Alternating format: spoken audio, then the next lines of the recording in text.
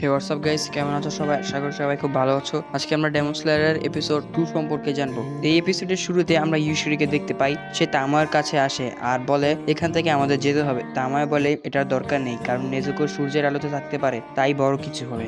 এরপর তানজিরোকে master ladder পাঠান, যেখানে মাস্টারের অবস্থা খুব খারাপ ছিল। আর মাস্টার বলে তুমি গিওর সাথে গিয়ে দেখা করো। তারপর তানজিরো গিওর কাছে যায় আর ট্রেনিং করার কথা বলে। আর গিও বলে তোমাকে ওয়াটার ব্রিদিং ভালো করে শিখতে হবে। আর এই বলেই সে তানজিরোকে যেতে বলে। আসলে গিউর মন অনেক খারাপ। তারপর গিউ বিকালে দেখে তানজিরো এখনো যায়নি। আর তানজিরো গিউর সাথে সাথে শুধু ঘুরতে থাকে আর বলে আমাকে ট্রেনিং করাবেন।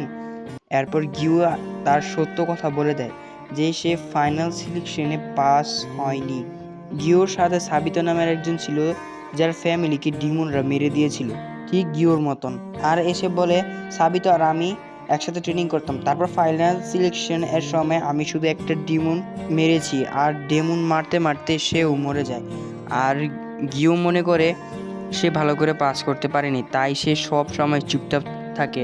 আর সে মনে করে সে একজন হাসিরার হবার যোগ্য না। আর সে তানজিরোকে বলে তুমি আরেক হাসিরার কাছে গিয়ে ট্রেনিং করো।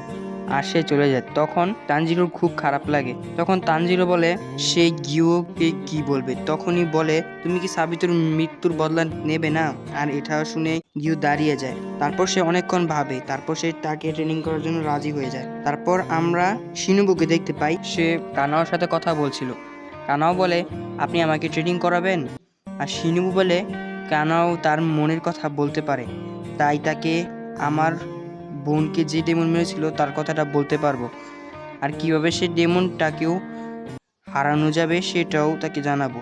আর এখানেই এপিসোডটি শেষ হয়ে যায়। আশা করি সবার এপিসোডটি ভালো লেগেছে। বাই বাই, টেক কেয়ার, আল্লাহ হাফেজ।